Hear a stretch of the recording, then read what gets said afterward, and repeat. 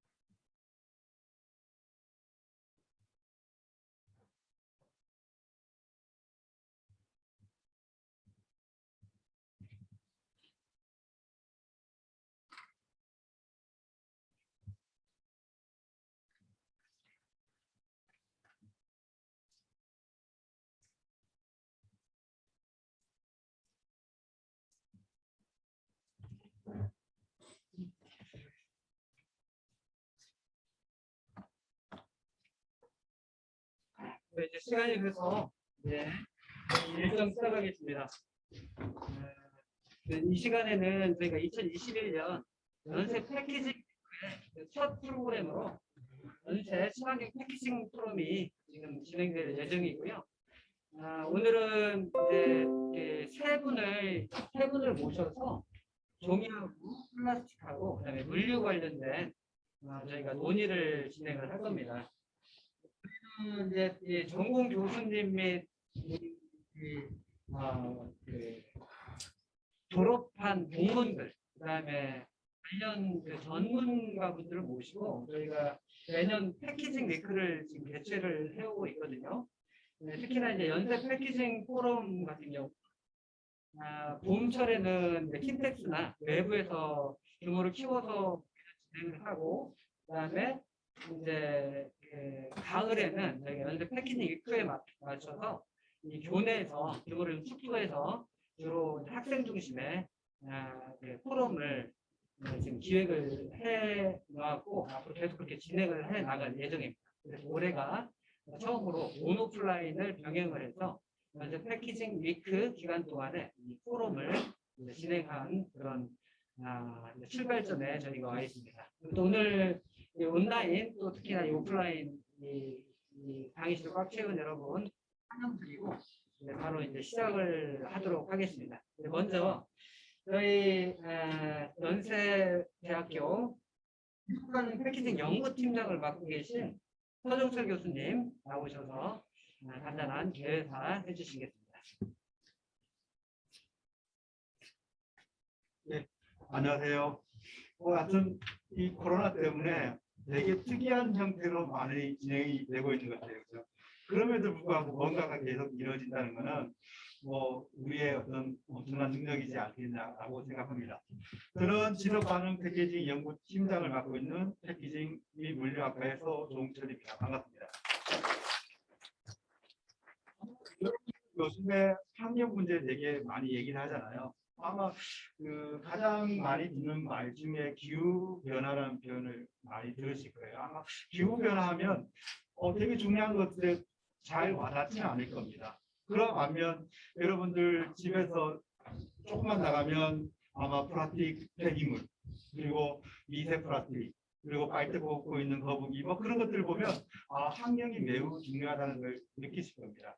그래서 저희 패키징 및 물류학과는 작년 9월부터 7년간 BK 사업이라는 것을 수행을 했습니다. 그 주제는 앞에서 말씀드린 이런 환경 문제를 해결하고 얼마큼 해결할지 모르지만 저희가 할 수 있는 영향껏 해결하는 거고, 그리고 그 과정에서 우수한 고급 인력을 양성하는 것이 저희 비전입니다.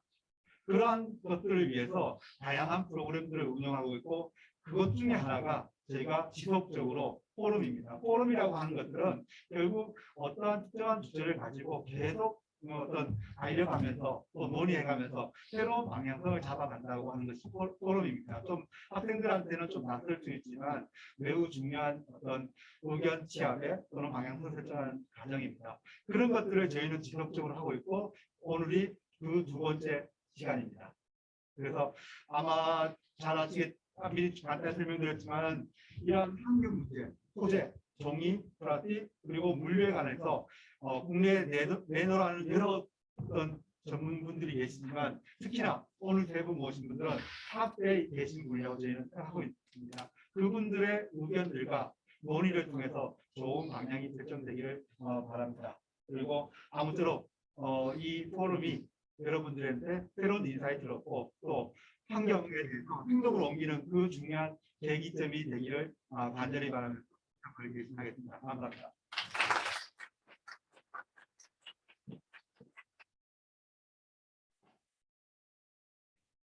네, 감사합니다. 지금 계속 그 알람음이 울려서 세팅을 조금 바꾸고 싶은데 지금 알람음 없애는 방법 신경 부탁드릴게요.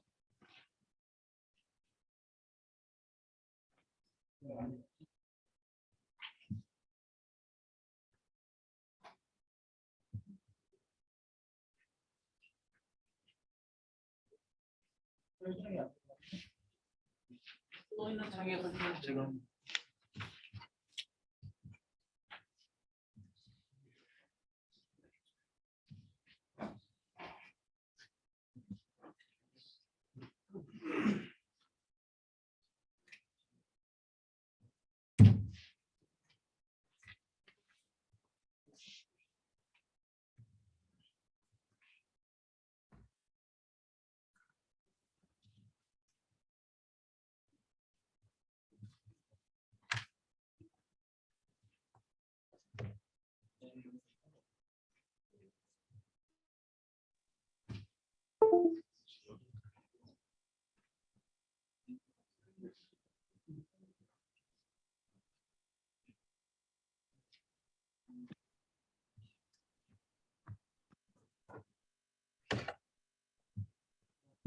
접속 문제가 좀 있어서 제가 지금 보니까 연결 케이블이 없다고 제가 들어가서 다시 다운을 하겠습니다.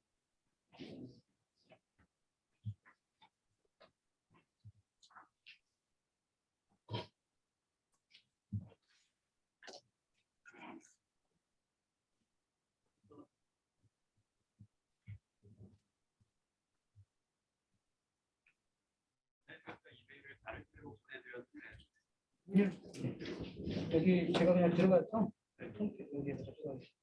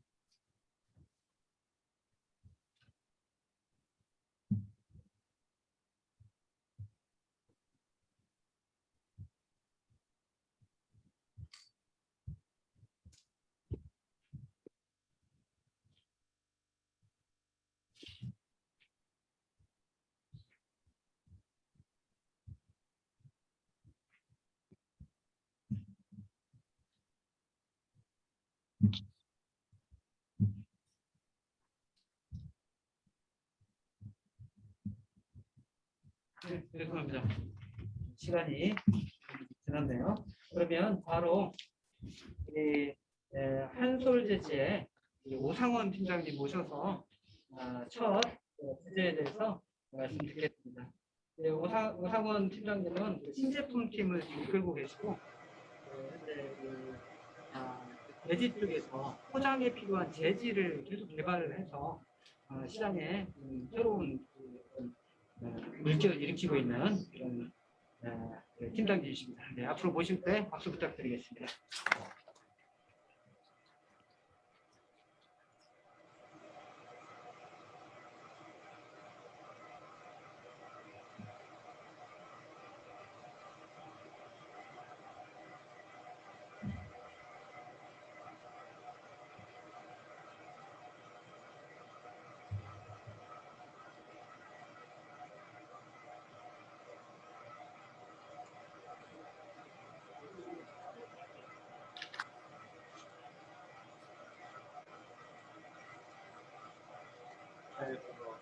말씀 나눌 기회를 주신 국민 교수님과 서정 교수님.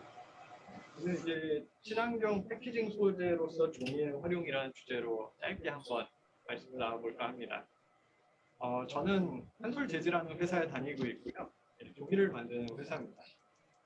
회사에 대해서 먼저 간략하게 소개를 드리면 예전에 삼성그룹의 계열사였는데요. 1965년에 중앙일보라는 그 종이로 된 신문 회사를 삼성에서 만들면서 그 신문 용지로 사용할 종이를 만들기 위해서 이제 시작된 회사입니다. 아주 옛날에는 전주재지라는 이름으로 알려져 있었고요.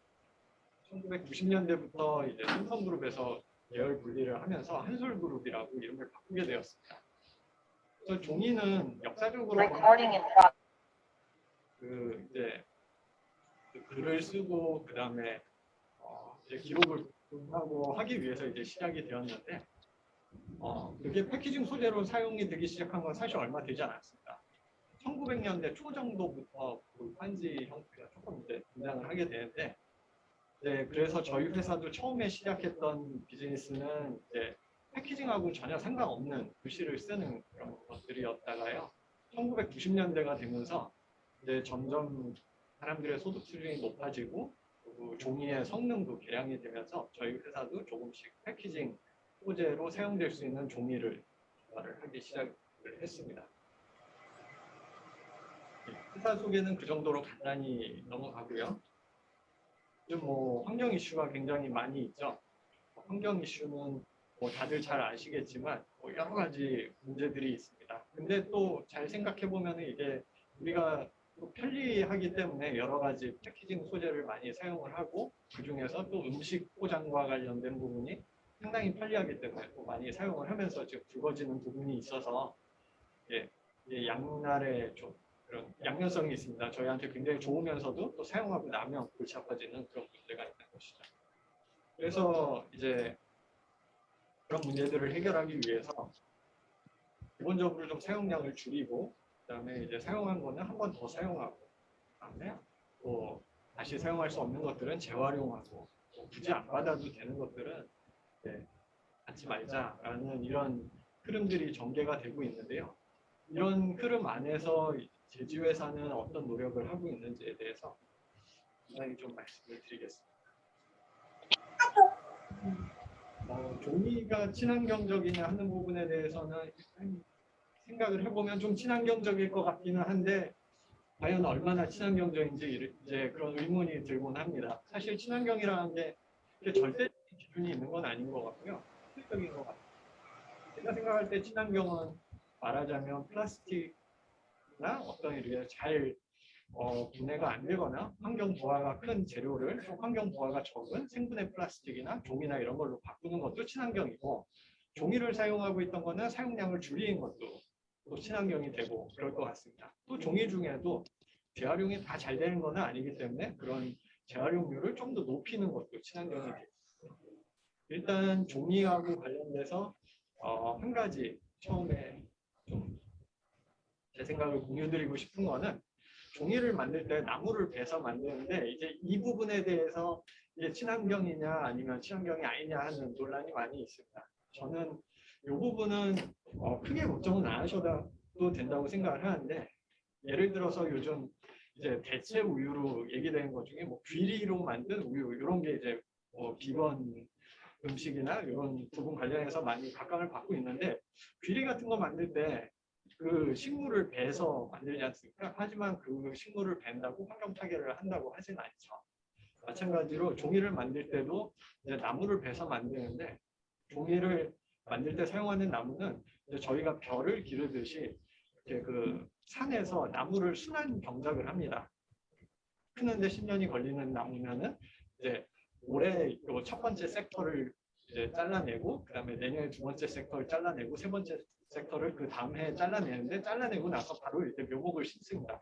그렇게 해야 이제 그 sap과 나무들이 쭉 크기 때문인데요. 그러다 보니까 일단 나무를 베는 부분은 저는 뭐 문제는 없다고 생각을 하고요. 한편으로는 그렇게 나무를 베면 오래된 숲에 비해서 새로 만들어진 숲이 이산화탄소도 잘 빨아들인다고 합니다. 예, 그 나무의 이제 생리작용이 왕성하기 때문일 거라고 생각이 드는데요. 아무튼 그런 부분에서는 일단 종이는 괜찮은 것 같긴 합니다. 그리고 또 한 가지 종이의 장점이라고 할 만한 거는 사용하고 난 뒤에 아주 재활용이 잘 됩니다. 우리나라 같은 경우 굉장히 많은 폐유지가 방송국에 올린 거 그걸 클릭하면 안 들어가지고 그 파일을 열어보세요. 그 최고위급 파일 열어보세요. 네, 네, 계속 이어서 하겠습니다. 폐유지 같은 경우도 굉장히 많이 재활용이 됩니다. 저희 회사에서도 1년에 한 65만 톤 정도의 종이를 재활용을 해서 사용을 하고 있고 전체 만들어지는 종이의 50%는 재활용을 해서 만듭니다. 그런 면에서 보면은 종이가 다 좋은 것 같기만 한데 하지만 앞에서도 말씀드렸겠지만 지금 그 쓰레기 문제가 생기거나 하는 이유는 그게 편리하기 때문에 그렇게 우리가 많이 사용을 해서 그런 거거든요. 그래서 여기 지금 종이와 플라스틱을 굉장히 비교를 해 보았는데 이제 위에 하늘색으로 칠해진 부분들은 종이가 좋은 점들입니다. 생분해성이 우수하고 재활용률이 좋고 바다로 흘러 들어가더라도 바닥에 쌓여 있거나 그런 환경 부하 문제는 별로 생기지 않습니다. 심지어 매립을 하거나 소각을 하더라도 환경 부하가 별로 없겠죠. 그래서 이런 거는 종이가 좋은 부분들인데요. 근데 우리가 이제 물건을 담고 특히 그 안에 이제 안전성이 보장이 돼야 되는 식품 같은 걸 넣어야 된다고 그러면은 패키징 소재의 강도도 높아야 되고 그다음에 산소나 수분을 막아주는 배리어성이 또 있어야 됩니다. 근데 종이는 이런 부분들이 좀 플라스틱에 비해서 많이 떨어지게 되고요. 그다음에 성형성, 그 플라스틱의 가장 큰 장점 중에 하나가 성형이 잘 돼서 우리가 원하는 모양의 포장재를 쉽게 만들 수 있다는 것일 텐데 종이는 이런 것들이 좀 떨어집니다. 그러다 보니 이제 제지 회사들에서는 이 친환경적인 이제 목재 유래 소재를 종이를 갖고 앞으로 이 패키징 쪽에서 어떻게 해야 할까라고 생각을 하면 기본적으로 물성 향상이 꼭 필요한 상황입니다. 그래서 물성이라 하면은 크게 봤을 때 배리어성을 개선을 해야 되고 그 다음에 다양한 형태로 만들 수 있는 그런 성형성도 개선을 해야 되는 그런 상황입니다. 그래서 이런 것과 관련해서 저희 회사에서 하고 있는 것과 그다음에 다른 여러 선진 회사들에서 하고 있는 활동들에 대해서 좀 소개를 드리겠습니다. 먼저 패키징 시장에서 가장 많이 사용되는 소재가 플라스틱이고 그 다음이 이제 종이다 보니까 플라스틱 기준으로 설명을 한번 드리겠습니다. 연포장과 관련된 플라스틱 인더스트리가 굉장히 큽니다. 그리고 또 그것 때문에 이제 발생하고 있는 쓰레기들도 많이 있고요. 근데 그 얇은 비닐로 이제 포장을 하게 되면 굉장히 얇지만 좋은 점들이 많고 그 안에 있는 물건을 잘 보호를 해줍니다. 그래서 종이로 할 수 있지 않을까 이런 생각을 갖고 최근에 많은 회사들에서 이제 새로 만들고 있는 것들이 그런 연포장 대체 종이 소재들입니다. 기본적으로 고차단성을 지내야 되는 그런 챌린지한 문제가 있는데요. 저희 회사에서 만들고 있는 거는 제품은 프로테고라고 하는 그런 제품이 있는데 보호하다라는 뜻이 되겠습니다. 다른 회사에서도 비슷한 제품들이 많이 나오고 있습니다. 그래서 친환경성 고차단 종이 소재다라고 저희는 이렇게 얘기를 하는데, 기존에 이제 고차단성을 주기 위해서 필름 소재에 알루미늄 증착을 하게 되면 산소와 수분을 잘 막아주는 그런 기존의 다층 포장 구조를 많이 사용을 하는데요. 이제 종이로 만들면서 종이에 그 고차단성 코팅을 사용해서 이제 말하자면은 환경에 부담이 되는 물질의 사용을 많이 줄여주는 그런 소재가 될 수 있겠습니다. 그래서 배려성은 산소나 수분을 보았을 때 그 알루미늄 증착 비닐의 유사한 수준까지 그렇게 개선이 될 수 있는 그런 가능성이 있고요. 그리고 또 생산성이 잘 나와야 될 텐데, 생산성이라면은 이제 물건을 포장을 할 때 무리 없이 빨리빨리 잘 되는 그런 게 되겠습니다. 이런 부분은 비닐만큼 사실 뛰어나지 못해서 좀 개선이 필요한 상황입니다. 그리고 그 다음으로는 이제 플라스틱 경포장 쪽이 될 수 있을 텐데, 이건 저희 회사에서 하고 있는 일은 아니지만 이제 펄프 몰드라고 해서 이제 기존의 펄프를 물에 해리를 한 다음에 틀에다 찍어내는 그런 방식이 있습니다. 뭐 쉽게 계란판 같은 것들을 생각할 수 있겠고요. 최근에는 뭐 물이 많지 않은 뭐 샐러드 용기나 그런 쪽으로도 많이 사용이 되고 있고, 또는 여기 오른쪽 밑에 보이는 것 같이 이제 뭐 세제나 이런 것들을 바깥에 힘을 받아야 되는 부분들은 펄프 몰드로 만들고, 안쪽에다가 비닐백을 설레임 아이스크림 같은 비닐백을 넣어서 이렇게 만들기도 합니다. 그러면은 이제 종이의 부족한 물성 중에 그 액체를 잘 담고 있는 그 물성은 안에 있는 플라스틱 비닐이 대신해주고, 바깥에 이제 강도를 내줘야 되는 부분은 펄프 몰드가 해주는 그런 방식들이 있을 수 있습니다. 그리고 요거는 조금 아이디어의 발상의 전환과 관련된 거라고 생각할 수 있겠습니다.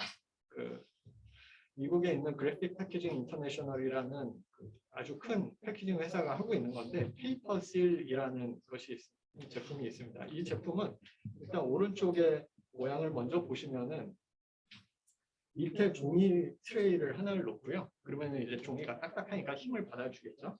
그리고 그 위에다가 얇은 비닐을 하나를 붙입니다. 그 트레이 모양대로 싹 위에다가 발라주는 거고요. 그리고 그 위에다가 고기라든가 뭐 생선, 뭐 치즈 이런 제품들을 위에다가 올리고, 그 위에 다시 비닐로 한번 덮어주는 이런 형태입니다. 이렇게 해서 만들게 되면은 힘을 받는 부분은 종이가 해결을 해주고, 그리고 배리어성은 이제 바깥에 있는 비닐들이 위아래에서 해주게 됩니다. 이렇게 만들었을 때 이제 하나 해결을 해줘야 될 거는 이 틀에서 요 틀과 붙어 있는 요 비닐이 싹 잘 떨어지게 만들어주는 그런 기술일 텐데요. 예, 이런 것들도 많이 개발이 되고 있습니다. 이런 아이디어 발상의 전환을 통해서 뭐 그런 환경 문제를 개선하려는 시도들도 있고, 그리고 요거는 약간 기존 거를 개선한 그런 제품이 되겠는데요. 기술이 되겠는데, 종이컵이나 아니면 우리 컵라면 이런 그 다양한 제품들에 보면, 특히 음식물 액체와 닿아야 되는 것들에는 안쪽에 그 플라스틱의 일종인 폴리에틸렌을 얇게 코팅을 해주게 됩니다. 그렇게 되면 여러 가지 장점이 있으나 그 재활용을 할 때 좀 재활용성이 떨어지는 문제가 있고, 그 다음에 나중에 매립이 됐을 때 생분해되는데 시간이 오래 걸리는 그런 문제가 있습니다. 그래서 최근에는 이제 또 여러 제조 회사들이 그 안에 있는 플라스틱을 코팅할 때 익스트루전 코팅 방식을 대부분 사용을 하는데, 제조 공장 안에서 사용할 수 있는 수성 코팅으로 대체를 해서 제조 공장 안에서 한꺼번에 그 물을 막아주는 코팅까지 다 한 다음에, 그리고 만들어지는 그런 원단을 개발을 해서 판매를 하고 있습니다. 이런 것들의 장점이라고 한다면은 기존에 이미 시중에 판매되던 그런 제품, PE 코팅된 제품들과 완벽하게 호환이 되기 때문에 기존의 컵을 만들거나 용기를 만드는 설비들에서 그대로 사용이 가능하면서 환경적으로 그런 장점이 아웃력으로 하면 그 같은 거 나오면 되는데 한 바닥도 안 나오는데 진행이 유인은 아니고 나도 같은 거.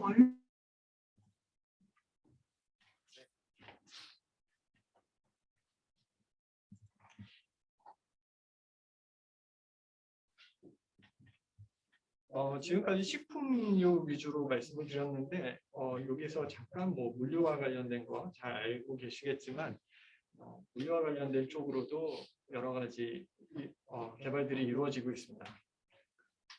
기존에 이제 스티로폼 보냉 포장재를 사용한 것들을 이제 종이로 이렇게 종이로 보냉 보온 박스를 만들려는 그런 노력들, 그다음에 뭐 뾱뾱이 완충제들, 그다음에 뭐 흔들리지 않도록 하는 충진제들 이런 것들을 종이로 만들려고 하고 있고요. 이런 것들도 앞에서 말씀드린 것처럼 좀 기능이 떨어지는 기존 제품에 비해서 기능이 좀 떨어지는 부분들이 있는데 또 소비자분들이 요즘은 그런 것들을 많이 괜찮다고 해주셔서 이런 쪽으로도 사용이 늘어가고 있습니다. 그리고 최근에 언론을 통해서 이렇게 좀 보도가 됐던 것들 중에 보면 코카콜라에서 그 플라스틱 페트병을 가장 많이 사용하는 회사라고 하는데 그런 쪽으로 계속 좀 소비자들로부터 개선 요구를 받고 있는 상황이라 종이를 이용한 병을 만들어 보겠다라고 한 것이 있습니다. 이런 병 같은 경우는 실제로는 완전히 종이로 만든 건 아니고요. 안쪽에 얇은 플라스틱 병이라고 할 수 있는데 안쪽에 얇은 플라스틱 라이닝을 사용을 해야 됩니다. 그래서 앞에서 말씀드렸던 이제 그 세제를 펄프몰드를 이용해서 포장한 것과 비슷한 그런 형태가 될 수 있겠는데요. 이런 것도 절충안이라고 생각이 됩니다.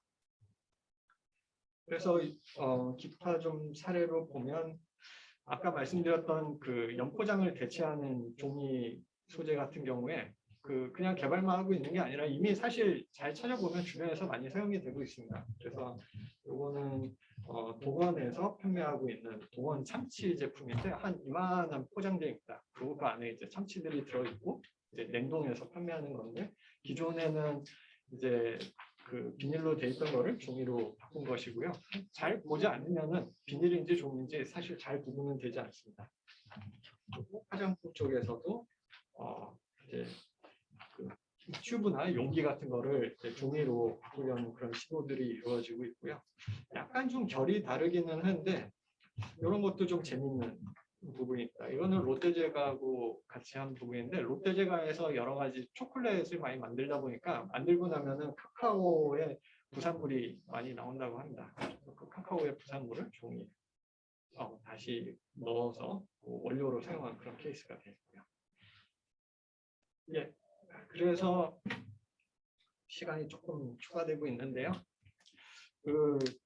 이렇게 쭉 한번 같이 살펴보았는데 종이는 여러 가지 친환경적인 부분에 있어서는 우수하다고 말을 할 수 있습니다만 또 패키징이 갖춰야 되는 여러 물성에 있어서는 아직 좀 부족한 부분들이 많습니다. 그래서 제지회사들은 이런 부분을 개선하기 위해서 노력을 하고 있고요. 플라스틱 회사들과도 같이 협업을 하고 있습니다. 그래서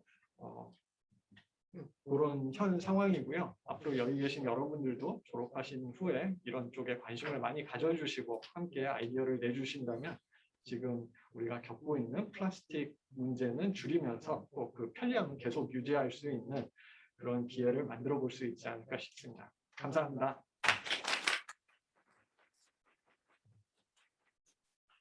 네, 감사합니다. 지금 잠깐 계시고 우리 지금 현장 참석하신 분 중에 질문 있으면 간단하게 질문 하나 정도 받고 그다음에 온라인으로 참석하시는 분들도 질문 있으시면 이 채팅창이 있으니까 채팅창에 좀 올려주십시오. 간단한 질문 혹시 없으신가요?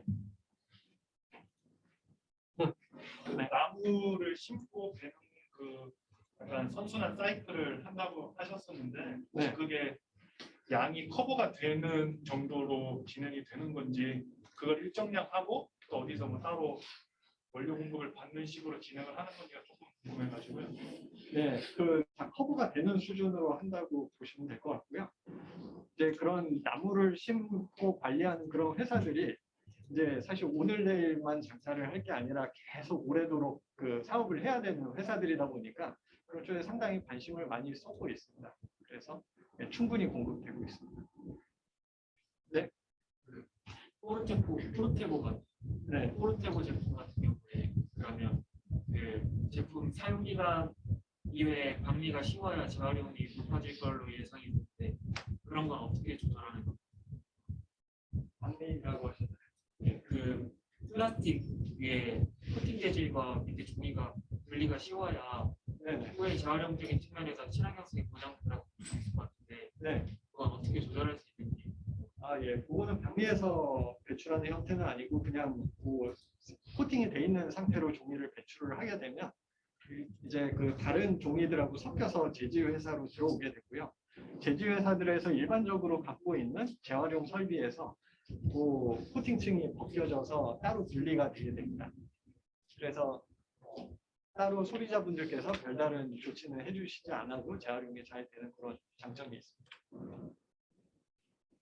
네, 다음 질문들은 조금 이따 우리 패널 토론할 때 추가 질문 받아서 질문을 이어나가도록 하겠습니다. 네, 감사합니다. 선생님.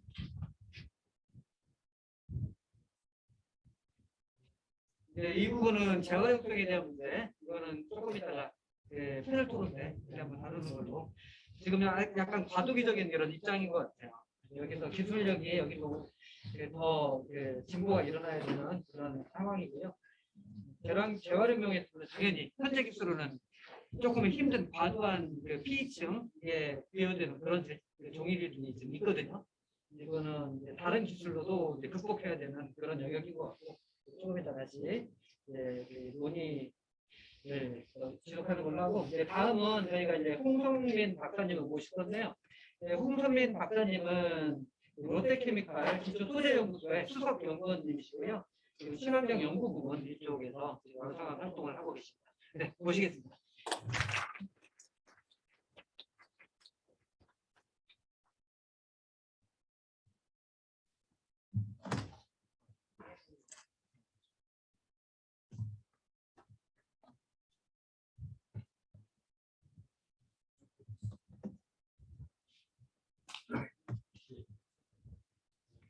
반갑습니다. 롯데케미칼 연구소의 홍성민이라고 합니다. 제 소개를 먼저 간단히 드리자면 저는 이제 화학공학을 전공을 했고요. 롯데케미칼은 석유화학에서 이제 플라스틱을 만드는 회사입니다. 롯데케미칼에서 현재는 이제 페트 재활용 기술을 가지고 사업화하는 쪽에 담당을 하고 있습니다. 오늘 제가 말씀드릴 내용은 이제 플라스틱이 이제 순환 경제 구축을 위해서 어떤 것들이 좀 필요한지 기업 입장에서 고민한 내용들을 설명을 드리고자 합니다. 먼저 롯데케미칼 회사 소개를 간단히 드리자면은 롯데케미칼은 이제 석유 화학 제품을 제조 판매하는 회사고요. 올 상반기의 매출액이 한 9조, 영업이익이 한 1조 정도 되는 회사입니다. 주요 제품은 이제 석유 유래에서 나오는 기초 유분들과 그것들을 이용한 이제 폴리머, 플라스틱 원료 수지를 제조하는 회사라고 할 수 있습니다. 오늘 제가 이제 말씀드릴 내용은 플라스틱에 대한 얘기입니다. 플라스틱이 지금 우리 생활에 여러 가지 편리함을 주고 있는 소재인데 이런 플라스틱이 환경 오염의 주범으로 지금 손꼽히고 있고 이러한 부분들이 향후에 어떻게 좀 해결이 돼야 될지 지금 산업 환경은 어떻게 변하는지에 대해서 우선 그 플라스틱 재활용 필요성에 대해서 말씀을 좀 드릴 거고요. 그 다음에 이제 저희 회사가 주력으로 생산하고 있는 페트 제품을 어떻게 재활용해서 이제 순환시킬 건지에 대한 부분, 그 부분에 앞서서 이제 전체적인 기술의 동향이나 시장의 흐름이 어떻게 되고 있는지 롯데케미칼의 순환경제 구축에 대한 부분을 소개를 좀 드리겠습니다. 먼저 플라스틱 환경 오염의 심각성에 대해서 짚고 넘어가겠습니다. 플라스틱이 이제 매년 바다에 유입되는 플라스틱 양이 한 800만 톤 된다고 합니다. 그리고 이 플라스틱이 분해되는데 걸리는 시간이 한 500년 정도 걸린다고 하고요. 문제는 플라스틱의 이제 폐플라스틱의 낮은 재활용률이라고 할 수 있는데요. 누적 플라스틱 생산량 83억 톤 중에서 이제 실제로 재활용이 된 거는 10% 미만에 해당하는 정도만 이제 재활용이 되고 있어서 이 우리가 편리하게 쓰는 플라스틱이 재활용이 되지 않는다라는 게 이제 문제점이다라고 말씀드리고 싶습니다. 그리고 플라스틱의 이제 그 폐기물 문제뿐만 아니라 이 플라스틱을 우리가 제조하고 그리고 사용하고 폐기하는데 전주기에 걸쳐서 이제 탄소 배출, 지구 온난화에 직간접적인 영향을 미친다고 할 수 있는데요. 실제로 이제 전주기 여기 표에 보시면은 이제 생산 단계, 가공 단계, 폐기 단계에서 전체 이제 플라스틱이 탄소 배출량이 어느 정도인지를 알 수가 있고요. 이 정도는 이제 계속 이제 증가를 할 전망이 있습니다. 이거 산업 이제 성장과 거기에 맞춰 플라스틱 사용량 증가에 따른 이제 플라스틱으로 인한 이제 탄소 배출량이 증가한다라고 전망이 되어 있고요. 자료가 좀 많아서 제가 빨리 넘어가겠습니다. 그래서 근데 이렇게 지금 우리 환경에 플라스틱에 대한 폐기물 문제 그리고 이산화탄소 문제 이런 플라스틱의 부정적인 이제 문제점들이 있는데 과연 우리가 플라스틱을 사용하지 않고 생활할 수 있을까라고 봤을 때는 플라스틱은 우리 삶에 이제 꼭 필요한 소재고 가장 경제적이고 친환경적인 소재라고 할 수 있고요. 실제로 저희가 지금 코로나 이슈 때문에 쓰고 있는 이 마스크도 플라스틱 원료로 만들어지고 있거든요. 플라스틱이 없다면은 사실 위생적으로 저희가 마스크를 질병 차단에 대한 부분들 이런 부분들이 큰 위협을 받게 될 거고 그리고 그 외에도 이제 자동차나 이런 측면에서는 경량화에 대한 이슈들이 계속 제기되고 있거든요. 무게가 감소하고 연기가 향상되고 그렇게 그에 따라 이제 CO2 발생량도 줄어들기 때문에 차 안에 이제 채용되는 플라스틱의 양이 점차 증가하는 추세입니다. 그래서 이렇게 우리 삶에 편리함을 주고 있는 플라스틱인데 이게 과연 이제 아까 이제 종이 재지의 팀장님 말씀을 해주셨는데 종이나 이제 유리 이런 것들로 대체되면 과연 친환경적이냐라는 부분은 조금 생각해 볼 필요가 있다라고 할 수 있을 것 같습니다. 예, 그러면 왜 플라스틱이 환경 오염의 주범이 되었을까요? 그 얘기를 좀 드리기 전에 플라스틱 용도별 수요와 폐기물 발생량에 따른 통계를 살펴봤습니다. 전체 이제 2015년 기준의 EU 지역에서 연간 4,900만 톤에 해당하는 플라스틱 수요가 있고 여기 한 40%를 차지하고 있는 게 패키징 용도입니다. 패키징 용도는 이제 그 제품의 전주기 굉장히 짧아서 전체 폐기물 양에서도 한 60% 이상을 차지하고 있다고 할 수 있는데요. 문제는 이 패키징용 플라스틱의 폐기물이 문제가 되고 있다라고 할 수 있을 것 같습니다.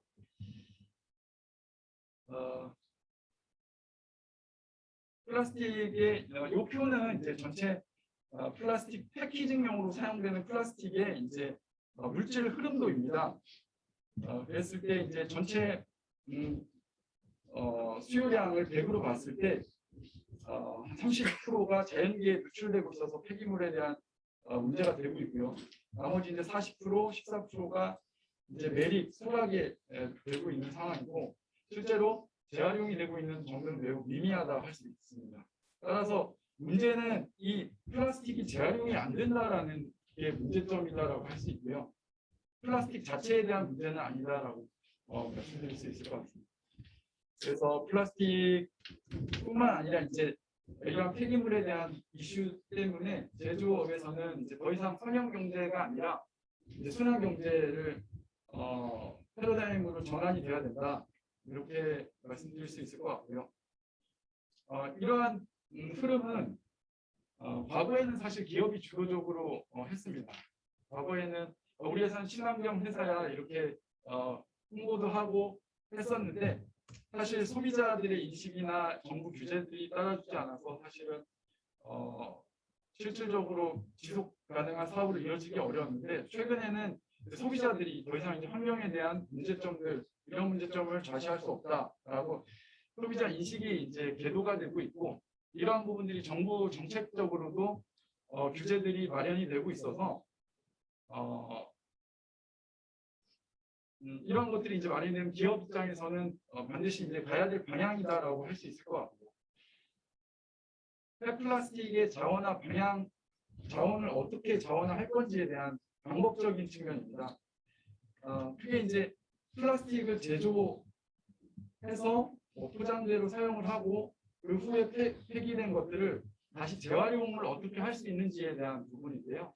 크게 이제 기계적 재활용 방법과 화학적 재활용 방법으로 구분이 될 수 있고요. 기계적 재활용 방법이라고 하면은 이제 물리적으로 다시 이제 재활용을 하고 화학적 재활용은 이제 화학적인 방법에 의해서 다시 원료 물질로 돌리고 정제를 통해서 원료화하는 그런 방법이 될 수 있습니다. 그래서 향후에는 이 표는 연도별 이제 플라스틱 수요량인데요. 전체 수요량 중에서 플라스틱 신재가 차지하는 비중은 점차 줄어들고 재활용 물질이 차지하는 비중이 점차 늘어날 거다 이렇게 말씀드릴 수 있을 것 같습니다. 그리고 이제 페트 재활용 관련해서 말씀을 좀 드리겠습니다. 혹시 빠르진 않나요? 제가 조금 시간이 얼마 없어서 빨리 진행을 하려고 하는데요. 페트 수지는 이제 포장재 우리 그 흔히 음료 포장 용기로 많이 널리 사용되고 있는 수지고요. 뭐 차단성이나 안전성 그리고 경량 소재로 굉장히 우리가 안전하고 널리 친환경적으로 쓸 수 있는 소재라 할 수 있고요. 그리고 단일 물질이라 이제 완전한 재활용이 가능하다 이렇게 말씀드릴 수 있을 것 같습니다. 이제 페트 재활용 페트 전체에 대한 동향을 보면은 이제 각 국가나 이제 별로 이 플라스틱 재활용 플라스틱 페트를 채용 확대하겠다라고 규제들이 확대되고 있고요. 그리고 이제 주요 이제 페트 사용처죠. 음료업체, 의류업체 여기서는 이제 앞다퉈서 재활용 수지를 확대 적용하겠다라고 얘기를 하고 있습니다. 수지들이 쭉 이제 계속 플라스틱 사용량은 이제 증가를 하는데 그 중에서 이제 실제 재활용 페트가 차지하는 포션 정도 계속해서 증가를 한다라고 말씀드릴 수 있을 것 같고요. 플라스틱 페트 재활용은 이런 어떤 이제 전체적인 밸류 체인을 갖고 있는지를 좀 설명을 드리겠습니다. 우선 우리가 생활계에서 이렇게 음료를 마시고 버려지는 플라스틱을 이제 모아서 저희가 이제 그 지자체별로 갖고 있는 선별장으로 플라스틱 이동을 하게 됩니다. 그럼 그 지자체에서는 플라스틱을 펼쳐놓고 페트는 페트끼리 다른 PVC, PP 이런 걸 수지별로 이제 1차적으로 선별을 하고요. 그렇게 선별이 되면 이런 네일 형태로 이렇게 압착이 됩니다. 그럼 이렇게 분류된 이제 페트 네일은 플레이크 제조 공정으로 넘어가게 되고요. 플레이크 제조는 이제 다시 네일을 펼쳐서 색깔별로 분류를 하고 파쇄를 해서 수세를 하고 선별을 다시 해서 이렇게 플레이크 형태로 제조가 되고요. 이렇게 제조된 플레이크는 크게 이제 고품질, 투명한 플레이크와 이제 저급 플레이크로 구분이 되는데 이 고품질의 플레이크는 이제 기계적 재활용 구조를 보십니다. 기계적 재활용은 이제 얘를 다시 녹여서 필터를 통해서 물리적으로 이물을 제거하고 다시 펠렛 형태로 만들어서 이제 다시 버틀로 사용하기도 하고요. 최근에 이제 섬유로 방사를 해서 의류용으로 사용을 할 수도 있습니다. 이 기계적 재활용이 여러 가지 장점을 가지고 있는데 기계적 재활용이 이제 가장 큰 단점 중에 하나가 이 재활용 원료 자체가 굉장히 고품질이어야 하고 이게 원료가 제한적이라서 실제로 저희가 페트를 완전한 순환 경제를 구축하기 위해서는 이 저급 이제 불순물이 많이 함유되어 있는 플레이크를 원료화해야 됩니다. 그러기 위해서 이제 저희가 이제 화학적 재활용 방법을 통해서 원료화하고 다시 버진 페트하고 동일한 수준의 품질을 만들어낼 수가 있는데요. 이 화학적 재활용 방법은 다시 페트를 해중합을 하고 그 원료를 뽑아낸 다음에 분리 정제를 통해서 다시 기존의 버진 페트의 원료로 사용을 하게 됨으로써 저희가 이제 페트를 만들어낼 수가 있고요. 여기서 이제 그 두 가지를 이제 좀 비교를 구체적으로 해놨는데 기계적 재활용 같은 경우는 이미 이제 상업적으로 검증이 되어 있는 설비들이고 저희가 이제 투자를 통해서 기술 설비를 깔고 사업을 구축할 수가 있고요. 반면 화학적 재활용 페트는 아직 기술이 실증 단계입니다. 그래서 저희가 이제 이 실증 단계의 기술을 어떻게 상업화할 수 있는지에 대한 부분을 현재 고민을 하고 있고요. 예. 그리고 뒤에는 짧게 제가 설명을 드리자면 롯데케미칼은 이제 기후 위기에 대한 대응과 이제 자원 선순환 이런 부분에서 제가 참여를 해서 이제 환경에 대한 부분 그리고 지속 가능성에 대한 부분을 준비하고 있고요. 구체적으로는 이제 다양한 이제 플라스틱을 다시 이제 기계적 재활용을 통해서 하는 방법이 있고 앞서 말씀드렸듯이 이제 페트 같은 경우 화학적 재활용을 통해서 다시 원료화하는 방법 그리고 이제 플라스틱 전체 패키징 플라스틱 전체에서 페트가 차지하고 있는 게 한 30% 정도인데 나머지 이제 70% 정도에 해당하는 이제 플라스틱은 저희가 가스화라든지 이제 열분해화를 통해서 다시 원료화하는 방법들을 하고 있거든요. 그런 부분들을 이제 기술을 저희가 이제 상업화할 수 있는 기술을 확보하고 사업화에 대한 부분들을 준비하고 있습니다. 화학적 리사이클 페트의 경우 2024년에 저희가 이 설비를 구축을 하고 제품을 생산할 계획이 있습니다. 그리고 바이오 페트라고 하는 제품을 저희가 생산을 하고 있는데 이 바이오 페트는 식물에서 유래한 식물이라면 사탕수수에서 이제 바이오 에탄올을 기반으로 해서 이 에탄올을 다시 페트의 원료인 바이오 에미지로 만들어서 페트 중합에 사용을 하고 있는데요. 이렇게 바이오 페트를 만들게 되면은 실제 기존의 석유 유래 페트 대비했을 때 대기 중에 발생되는 이산화탄소 양을 28% 정도 감소할 수가 있고요. 그러한 이제 장점 때문에 지금 현재 바이오 페트들이 시장에서 많이 확대되고 있는 상황입니다. 끝으로 이제 기업 입장에서 최근에 이제 ESG 키워드들이 많이 이제 들어보셨을 것 같은데요.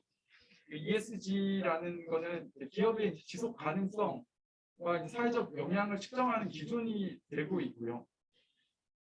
ESG가 되지 않으면은 지속 가능하기 어렵다라고 보고 있습니다. 첫 번째로 이제 정부 규제 측면에서 환경에 대한 이제 규제들이 계속 더 심해지고 있고요. 이러한 부분들을 미리 준비하지 못한다면은 회사는 이제 지속 가능하기 어렵다라고 보고 있고요. 그리고 ESG에 대한 요건이 충족되지 않을 경우에는 이제 자금 투자에 대한 부분들 이런 부분들이 철회를 하겠다 이렇게 얘기하고 있습니다. 그래서 롯데케미칼뿐만 아니라 지금 여러 회사들은 이 ESG 측면에서의 신사업에 대한 기회를 포착을 하려고 하고 있고요. 다른 타사보다 경쟁 우위를 확보해서 이제 어떤 사회적인 가치뿐만 아니라 수익성 측면에서도 지속 가능할 수 있는 그런 사업화 모델을 구축을 하고자 합니다. 예, 제 발표는 여기까지 마치겠습니다. 감사합니다. 질문 간단하게 좀 하고 다음 연사선으로 넘어가겠습니다. 어떻게 질문 있으세요? 제 간단한 질문은 예, 아까 이제 다른 폴리올레핀이나 다른 플라스틱 쪽은 열분해하고 뭐 이 가스와 말씀하셨는데 PET의 화학적 재활용 예. 하는 기본 어떤 방법이 이용되는 건가요? 예. 화학적 재활용 방법은 이제 크게 메탄올을 이용해서 페트를 분해한다는 건 다시 원료 물질로 되돌리는 방법이고요. 그 다음에 이제 페트의 원료가 되고 있는 에틸렌 글라이콜 자체를 이제 분해를 통해서 다시 원료화하는 방법, 그리고 이제 물을 처리를 해서 이제 이 훌륭한 사슬을 끊어내는 이런 크게 이제 세 가지 루트가 있습니다. 근데 이제 각각이 갖고 있는 장단점이 있어요. 그래서 그 장단점이라고 하면 조금 더 구체적으로 말씀을 드리면은 메탄올 같은 메탄올리시스라고 우리가 문법이라고 얘기를 하는데 이 페트를 메탄올로 사슬을 끊게 되는데 많은 에너지가 들어갑니다. 메탄올 자체가 기점이 이제 68도고 메탄올을 통해서 이 사슬을 끊기 위해서는 온도도 올려야 되지만 기점이 낮다 보니까 압력도 굉장히 올라가거든요. 그래서 해중압이라고 하는데 이 해중압 과정에서 많은 에너지가 소비가 되고 반면에 이제 그렇게 해중압이 돼서 만들어지는 이제 생성물 자체는 생성물을 분리 정제하는 데는 굉장히 용이합니다. 메탄올하고 만들어지는 이제 그 원료 물질이 이제 DMT라는 이제 원료 물질인데 그걸 이제 분리하는 게 굉장히 용이한 프로세스고요. 글라이콜리시스 같은 경우는 반대로 이제 해중압을 하는 데는 굉장히 용이합니다. 쉽게 해중압이 될 수 있는데 이렇게 해중압이 된 이제 산물을 그 원료를 다시 이제 정제를 하는데 많은 에너지가 들어가거든요. 이게 이제 사용되는 이제 에틸렌 글라이콜과 만들어지는 생성물이 두 개가 친화력이 굉장히 강한 물질이어서 얘를 분리하는데 이제 많은 에너지가 들어가요. 그래서 저희 회사는 이제 에틸렌 글라이콜의 기술을 가지고 상업화를 준비 중에 있는데 다른 이제 경쟁사는 이제 메탄올 공법을 가지고 상업화를 준비하는 데도 있고요. 두 가지가 어떤 것들이 더 우위하다라는 부분은 여러 가지 장단점이나 원료라든지 품질을 다 고려해서 저희가 추후에 이제 판단이 좀 돼야 될 것 같아요. 생각입니다. 경제성 면은 어때요? 예, 경제성 면이 제일 중요한데요. 방금 말씀드렸듯이 이제 이 화학적 재활용은 메탄올리시스나 글라이콜리시스 두 개 다 이제 굉장히 저급 원료를 쓰다 보니까 이 제조 공정의 코스트가 사실 굉장히 중요하거든요. 제조 공정에서 해중압에 많은 에너지를 코스트가 들어가는 이제 메탄올리시스가 있을 거고, 그다음 분리 정제 과정에서 많은 이제 코스트가 발생하는 글라이콜리시스가 있어서 지금 뭐 두 개 어느 게 더 좋다 나쁘다 싸다 높다라고 사실 말씀드리기 좀 어렵고요. 메탄올리시스 문법을 개발하고 있는 이제 캐나다의 루프라든지 이런 좀 선도 기업에서는 이제 메탄올리시스가 글라이콜리시스보다 훨씬 경제성이 있다라고 주장을 하고 있고요. 그들이 이제 주장하는 거는 아까 말씀드렸듯이 메탄올을 가지고 분해를 하는데 더 낮은 온도에서 더 적은 에너지로 얘를 분리할 수 있는 촉매 기술을 가지고 있고 그게 특화되어 있다 이렇게 얘기를 하고 있고요. 또 상대적으로 글라이콜리시스를 가지고 상업화를 준비 중인 기술선에서는 정제 과정의 것들을 굉장히 이제 간소화해서 에너지 코스트를 훨씬 줄여서 경제성을 확보할 수 있다 이렇게 주장하고 있는 부분도 있습니다. 네, 감사합니다. 네, 다음은 이제 물류 쪽 이제 주제로 넘어가서 이제 저희 한국교통연구원에 계시는 민현주 박사님 오늘 이 자리에 오시면 좋은데 한국교통연구원 자체에서 외부 출장을 좀 금하는 그런 정책을 하고 있어서 특이하게 지금 온라인으로 민현주 박사님 참석을 하셨고요. 지금 민현주 박사님 화면 예, 되네요. 네, 지금 민현주 박사님은 한국교통연구원 스마트 물류연구센터 팀장님이고 연구위원님이십니다. 세부 내용을 좀 들어가 보니 물류 정책, 물류 기술, 생활 물류 이런 쪽 연구를 지금 담당하고 계시는 팀장님이십니다. 네, 박수로 맞아주십시오. 화면 공유 좀 바꾸겠습니다. 네. 제 목소리 들리시나요? 네.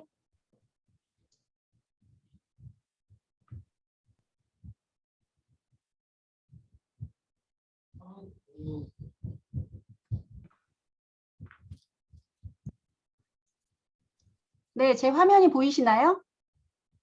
네, 보이세요. 네네. 안녕하세요. 저는 한국교통연구원에서 스마트 물류센터장을 맡고 있는 민현주라고 합니다. 오늘 뭐 10분 정도의 주제 발표이기 때문에 내용적으로는 굉장히 간단하게 소개드리겠지만 제가 첫 번째로 발표 드리는 게 원래 맞았던 것 같아요. 왜냐면은 저는 전반적인 지금 국가에서 탄소 중립, 그다음에 2030 포스트 2020 NDC 발표에 대한 내용을 왜 하고 있는지, 어떤 정책이 변하고 있는지에 대한 내용을 설명드릴 거고요.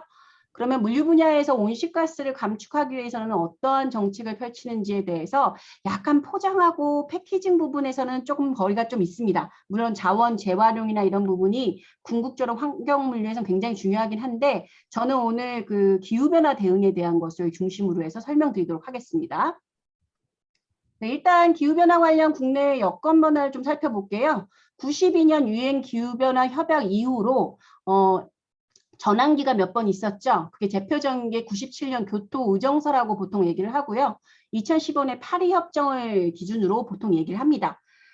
의미하는 바는 교토 의정서가 2008년에서 2022년까지의 선진국 37개국의 온실가스 감축 부여에 의한 지구 온난화 방지에 대한 내용을 담고 있다면 이번 파리 협정은 20년까지 종료된 교토 의정서의 이행 계획에 검토를 하고 20년부터 향후 10년 단위로 평가를 하겠지만 이후의 계약 국가 간의 협약에 대한 내용을 다루기 때문에 현재 지금 문재인 대통령의 유엔을 갔다 오고 여러 가지 NDC 발표, 탄소 중립 발표가 지금 이 파리 협정에 대한 계획을 수정 계획을 발표하고 있다고 생각하시면 됩니다. 그러니 굉장히 중요해졌죠. 이전에는 선진국 37개국만 참여를 하는 형태였고 이명박 정부 때 한국 정부가 개도국은 아니지만 개도국에 가깝기 때문에 선진국이라고 평가를 받지는 않아서 의무 국가는 아니었지만 굉장히 선진국에 가까운 국가로서 그 감축 목표를 발표를 했고요. 이번에는 개도국 포함 지금 197개국으로 되어 있지만 195개국입니다. 195개국이 서로 협정에 의해서 온실가스를 국가별로 어떻게 감축할 것에 대한 내용을 협의 보고 있다고 보시면 됩니다. 그렇기 때문에 전체적으로 대응 전략 부분은 굉장히 이전 교토 의정서보다 구체화되어 있다라고 보시면 될 거고요. 협정 기호는 그 슬라이드 우측 하단 부분에 주요 내용이 있습니다. 뭐 산업화 이전 대비 지구평균 기온 상승을 2도씨보다 상당히 낮은 수준으로 유지하자. 그래서 1.5도씨 이하로 제한하기 위한 노력을 촉구하고 감축에 있어서 국가별 기여 방안 NDC라고 하죠. 스스로 정하는 방식을 채택하되 의무화하는 방법을 구체화하자는 내용이 굉장히 강해졌습니다. 아시다시피 한국은 미국 정부의 정책에 꽤 많은 영향을 보입니다. 이 기후변화 대응 정책이 원체 유럽 위주로 나와 있다 보니 게다가 우리는 이제 환경 정책으로 보고 있지만 실제로 에너지 전쟁이라고 볼 정도로 민감한 사안이라서 미국이 어떤 정책을 수립하냐에 따라 한국 정부와 개도국의 이제 중국도 마찬가지고 굉장히 많이 바뀌고 있어요. 이전에 트럼프 정부에서는 당연히 교토 의정서 채택에 나온 거 내용을 다 거부했고 파리 협정 자체도 안 하겠다고 빠져나왔죠. 근데 이번 바이든 정부가 들어오면서 오바마 정부를 잃었던 신재생 에너지 투자를 대폭 확인하겠다는, 그러니까 대폭 전환하겠다는 부분이 파리 협정을 참여한다는 것으로 갔기 때문에 미국 정부의 태도가 바뀌는 것이 결국 한국 정부와 다른 여러 개 국가에 영향을 미칠 것으로 보이고 있습니다. 이에 원래 2018년도에 지금 보이는 슬라이드의 우측 하단 부분에 있는 그림에 있는 30년 BA 대비 37% 감축이라는 게 18년에 그 파리 협정 때문에 NDC를 산정을 한 적이 있습니다. 자체적으로 저희가 산정한 적이 있고 거기에 내용 자체를 보시면은 기존 시나리오 3개 중에 정부 3화를 채택하되 국제시장을 활용한 온실가스 감축을 11.3% 추가하여 37%를 결정했죠. 좀 다른 의미입니다. 10년 전에는 30% 감축을 2020까지 하겠다고 그랬고 다 국내로만 그 감축 목표를 설정했다면 이 당시 18년도에는 37% 중에 11% 정도는 국외에서 사들여서 올 수 있거나 국외 사업을 통해서 확보 가능하다라는 것을 열고 갔어요. 그런데 아까 말씀드렸듯이 이 당시는 트럼프 체제였고 지금은 파리 협약과 한국의 입지 위상이 다르기 때문에 선진국의 네, 온실가스 배출에 대한 감축량을 넣는 부분에 좀 더 강력한, 좀 더 높은 수준의 감축 방안이 나와야 된다는 안이 지금 발표되려고 하고 있고요. 아직까지 확정안은 나오지 않고 2021년 올해 10월 말에, 이번 달 말에 아마 탄소 중립 시나리오와 함께 이 NDC 2030까지 얼마를 줄이겠다는 확정안이 발표될 계획에 있습니다. 지금 보이시는 것보다는 좀 더 강력한 수단이 나올 확률이 높고요. 최근 7월에 최근 탄소 기본법이 통과가 됐습니다. 여기는 원래 계획 자체가 해석 자체의 문제인데요. BAU 즉 30년 대비 37% 뭐 이런 표현이라면 2030 각축 목표를 18년 대비 18년에 배출하는 양 대비 30%를 원래 감축 목표로 설정하고 있었는데 법에서는 그러니까 전문가들의 의견 수정 과정 30%를 감축 목표로 설정하고 있었는데 국회 법이 통과되면서 더 강력한 35%로 확대하는 양이 나와서 지금 무슨 얘기냐면은 2030년도에 배출량을 전망하고 감축하는 양 자체를 내고 있는 과정 중에 18년 대비 30%라는 수준이었는데 이게 35% 상향 조정됨으로써 물론 이건 근거는 없습니다. 상향 조정된 만큼 그 산업에 굉장한 여파가 있는데도 국회에서 몰아붙이기를 한 상태고 이 5% 상향에 대해서 아마 10월 말에 발표된 부분에 있어서는 원래 고려되는 시나리오에서 상당 부분 상향 조정, 즉 예를 들면 친환경, 전기차, 수소차 저감 정책 등등이 그 마켓 쉐어 부분을 더 높여야 되는 상황이 벌어지고 있다고 볼 수 있고요. 기본적으로 물류전압적인 측면에서 한 36%, 34%를 그 온실가스를 여객하고 수송 부분에서 화물이 그러니까 발출하고 있다고 평가를 하고 있는데 문제는 굉장히 도로 화물 수송 체계입니다. 저희가 거의 수송 실적적으로 봤을 때도 지금 보시면 알겠지만 톤 킬로미터 기준으로는 79.8% 정도 수준이고요. 톤으로 봤을 때는 거의 93% 정도 수준으로 도로 화물 운송 체계가 위주로 가기 때문에 전기 수소차 보급이 굉장히 중요할 수밖에 없고 그 외에 전환 정책으로는 철도 연안해운 전환 정책이 여전히 일어날 수밖에 없는 상황이라고 보시면 될 것 같습니다. 네, 지금 21년 7월 2050 탄소 중립위원회에서 중립 시나리오를 만들고 있다고 말씀드렸고 2030 NDC 국가 온실가스 감축 목표를 10월 말에 발표할 계획인데 지금 주요 쟁점으로 들어가 있는 부분이 석탄 발전을 유지할 것인가 아시다시피 화석연료 부분을 얼마만큼 뗄 것이냐 왜냐하면 이건 전기 부분 때문에 그래요. 화력 발전을 얼마만큼 가져갈 것이냐와 원전을 유지할 것이냐에 대한 이슈 그 다음에 수송 내연기관차의 친환경차 전환이 쉽게 그렇게 갈 수 있는 것인가에 대한 문제 등등이 굉장히 큰 이슈로 보기 때문에 국토부 쪽에서는 보통 SOC 정책하고 수요관리 정책을 주로 하고 있기 때문에 지금의 10년 전과 다른 부분은 이 부분이 산자부와 굉장히 산업통상자부하고 굉장히 연결이 되어 있고요. 그 자동차 정책하고 굉장히 연결됩니다. 그리고 에너지 수급을 어떻게 할 것이냐, 에너지원을 뭘로 구성할 것이냐가 나 산업자원부 통상부 소속이기 때문에 지금도 국토부보다는 그쪽에서 더 이슈가 많이 나오고 있는 상황이고 국토부 측면의 입장에서는 이게 발표가 된 후에 아시다시피 전기 수소차는 인프라가 깔려야 되는 부분이에요. 그러니까 충전 인프라 등등 게다가 뭐 자율주행까지 이슈가 나온 상태에서의 여러 가지 연계 인프라에 대한 이슈가 많이 나오기 때문에 그 부분에 대한 R&D 등등이 조속하게 지금 진행돼야 된다는 얘기는 계속되고 있고요. 이번에 국가물류기본계획에서도 그래서 수소 전기차 인프라 확충 그리고 보급에 대한 인센티브 방안 등등이 국가적 정책으로서 전환된다고 생각하시면 되고 좀 이슈 중에 하나가 뭐냐면은 지금 지난 16년간 자동차 평균 매출량이 한 대당 발출량이 30%가 줄었어요. 유로 4, 유로 5 이렇게 올라가면서 연비에 대한 것이 고급화되다 보니 이 30% 저감되는 것도 굉장히 무시 못할 시나리오였어요. 근데 자꾸 모든 정책이 전기 수소차로만의 내연기관차를 변환하는 부분에 대한만 이슈가 되고 있어서 이 부분에 대해서도 업계에서는 과연 그 2050에 100% 전기와 수소 화물차로 다 전환될 수 있느냐에 대한 그런 퀘스천 마크가 굉장히 크고 내연차의 발전에 대한 거를 너무 무시하고 있다. 뭐 하이브리드 등등의 중간 단계에 대한 보완책이 반드시 나와야 된다는 것이 큰 이슈로 작용하고 있습니다. 네, 주요 대응 노력에 대해서는 지금 살펴보시면 될 것 같고 말씀드린 미국의 바이든 정부의 역할이 꽤 클 거라고 보고 있고요.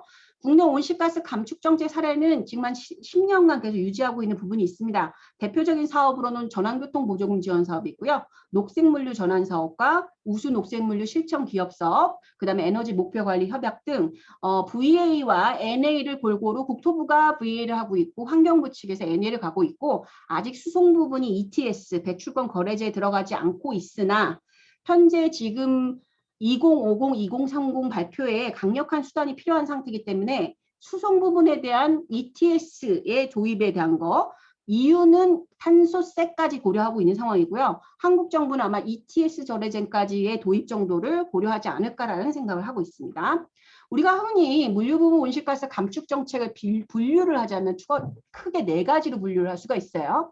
하나는 법 제도죠. 규제를 넣거나 규제를 개선해 주거나 또는 인센티브, 즉 재정적 지원을 하거나 계몽, 펄스웨이드라는 경영이 있고 인프라를 깔아주는 부분이 있습니다. 이 4개 정책의 적절한 시기에 맞는 정책이 있어야 되는데 지금 10년 전에는 인센티브 정책과 펄스웨이드, 즉 계몽 정책 위주로 많이 하고 있었다면 강력한 규제 수단이 나와야 되는 지금 현 시점에서는 레귤레이트와 퍼실리테이트에 대한 것에 대한 이슈가 훨씬 많이 나올 거라고 보입니다. 그 대표적인 게 연비 규제에 대한 거고요. 그다음에 어느 존에 대한 억세스, 즉 접근성 제한에 대한 것이 나오겠죠. 그리고 유가 보조금 폐지 등등 여러 가지에 대한 제도적 부분에 있어서의 그린화에 대한 내용이 이슈가 될 것으로 보이고요.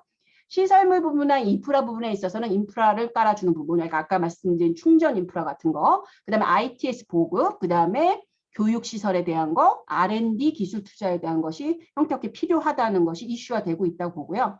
저희가 보통 온실가스를 감축시키는 것은 5가지 측면에서 감축하려고 합니다. 이것만 목표를 기업에서 설정을 하면 감축이 된다고 볼 수 있고 여기 중에 절반 이상이 물류비용 절감하고도 굉장히 비례해요.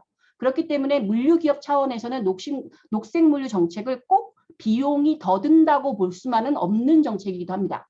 그런 측면에서 살펴보시면은 일단 볼륨이 줄면 되겠죠. 전체 물동량의 볼륨이 준다는 얘기는 성장이 멈추거나 저성장하거나 또는 후퇴한다는 얘기인데 예전에는 그렇게 해석을 했으나 요즘에 EU의 정책인 허라이즌 EU를 살펴보시면 디머티리얼라이제이션이라는 얘기가 나옵니다. 그 머티리얼 자체를 경량화시키고 축소시키는 부분이고 확대 해석하자면 역물류 등등 순환물류로 얘기하고 있는 겁니다. 그러면 볼륨 자체가 줄 수 있다고 판단을 하는 거죠. 이게 이제는 더 중요한 정책으로 보이는 형상까지 나타나고 있다고 보시면 되고요. 왼쪽 보시면 당연히 거리를 줄이면 되겠죠. 연료 소비는 당연히 거리에 비례하기 때문에 거리를 줄이거나 또는 도로로 다니던 경유 차량을 철도로 운송할 수 있다면 좋은 form of transport를 바꿔주거나 number of vehicle이죠. 작은 차로 가는 거를 모아서 공차율을 줄이고 적재율을 높이는 number of vehicle movement를 줄이는 부분에 대한 것을 타겟으로 잡거나 또 이런 environment impact, 전기나 연비 효율이 높은 또는 수소차 같은 대체 연료를 사용하는 수송 수단을 이용했을 경우 가장 효과가 높은 온실가스 감축 성과 지표로 볼 수가 있습니다. 그래서 이런 5가지 관점에서 접근을 하시면 저희가 보통 물류 활동 관리와 수단 분담 개선이라는 이슈와 연료 효율 향상, 연료 구성비 변화라는 크게 4가지 요인으로 나눌 수가 있고요. 각각의 세부 정책 내용을 참고로 보시면 될 것 같아요. 가장 효과가 높은 현재의 수준에서는 이 연료 구성비 변화가 가장 큰 효과를 볼 거라고 예상하기 때문에 현재 NDC가 발표된 이후에 물류 모든 정책은 사업용 그리고 자가용을 포함한 경유 트럭의 노후 경유 트럭의 1차적인 전기 수소 화물차의 전환을 꿈꿀 거고요. 이후 신규 차를 2050까지는 전면 90% 이상 교체해 가는 것을 목표로 세울 것으로 예상되고 있습니다. 항공하고 해운 부분에 있어서는 바이오 연료 사용까지도 굉장히 이슈가 되고 있어서 이 부분에 대한 검토가 필요하죠. 왜냐하면 장거리를 가는 데 있어서 전기 이 부분은 한계가 있기 때문에 바이오 연료가 이슈가 되고 있습니다. 네, 근데 모든 기업들이 이러한 체제를 따랐을 때 화물 물류 부분에 있어서 배출권 거래제가 도입되거나 했을 때에 가장 대비를 해야 될 부분이 10년 전이나 지금이나 좀 같습니다. 기초 자료의 불확실성을 줄여셔야 되는 거죠. 연료 소비량을 정확히 측정하시고 이거를 배출권 거래를 가져가실 수 있을 정도로 보고 가능한 형태로 전사적 차원의 ERP랑 모든 TMS를 연결하셔서 그 에너지원의 소비량을 관리하실 수 있는 MRV 체계를 고도화시킬 것이 가장 필요하실 거고요. 향후 정부 정책은 자발적 협약을 넘어 이미 에너지 목표 관리 시행이 됐고요. 이후 배출권 거래제가 확대될 확률이 높고 탄소세는 EU에서 많이 지금 활용할 거라고 말씀드렸지만 이거보다 탄소 국경세라는 게 이슈가 되고 있습니다. 예를 들어서 A라는 국가보다 더 높은 한 제품을 생산하는데 많은 탄소 배출을 하고 있는 국가에서 생산된 물건을 수입할 때 그 관세에 예를 들어서 그게 1.2배가 늘었다. 예를 들어서 탄소 배출이 많이 하고 있다면 관세를 1.2배 매기겠다는 겁니다. 이게 EU와 미국이 최근에 검토하고 있는 제도예요. 굉장히 민감하죠. 예를 들면 정확히 말씀드리면 미국 내의 자국 기업이 중국에 가서 생산하고 있는 물건, 즉 메이드 인 차이나 부분이 미국이나 유럽에 수출이 됐을 때 분명히 하나 그 만드는데 배출하는 그 탄소 배출이 훨씬 높기 때문에 그걸 관세로 매기겠다는 얘기입니다. 그러면 어떻게 될까요? 기업들은 리쇼어링 다시 백으로 돌아오는 즉 소비지 자국 내로 보호받으면서 돌아오려는 경향이 높아질 수가 있죠. 즉 기후변화 대응에 대한 협약에 대한 내용은 굉장히 무역 전쟁과 에너지 전쟁을 같이 가지고 보고 있다는 추세를 볼 수가 있는 사례라고 보시면 될 것 같습니다. 그래서 ETS까지 검토하는 부분에 있어서의 온실가스 할당의 산정 개선 방안을 좀 적어보고 참고로 그냥 보시면 될 것 같고 감축 목표령 수정이 지금 필요한 시점이고요. 2030에 대한 부분. 그다음에 이행계획 수립과 실적 평가 및 관리. 근데 각 기업의 MRV 체계 고도화, 지금 의무화된 기업들이 꽤 많이 늘었기 때문에 지금 에너지 목표 관리제에 들어가는 기업들이 ETS에 들어갈 확률이 높고요. 그렇게 되면은 감축을 하지 못한 만큼 사오거나 거래를 해야 되는 비용 발생이 되기 때문에 대비를 반드시 하고 있으셔야 되는 상황이고 그러기 위해서 감축 사업, CDM 사업, JI 사업을 발굴을 하셔서 개도국에서 하실지에 대해서는 잘 모르겠습니다. 솔직히 아까 말씀 탄소 국경세 등등이 지금 민감한 상태라서 수송 부분은 어떻게 될지는 지금 초기 상태라 가지고 ETS는 그 부분에 대한 논의가 좀 필요한 상태고요. 이러한 부분에 있어서 중소기업들도 오프셋 시장, ETS가 시작되면은 그 비상장 시제에서 감축 사업으로 그 크레딧을 획득하실 수가 있으세요.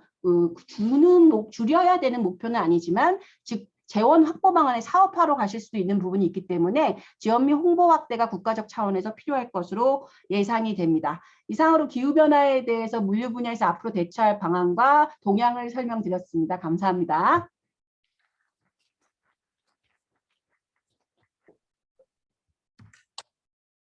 네, 질문 있으신가요?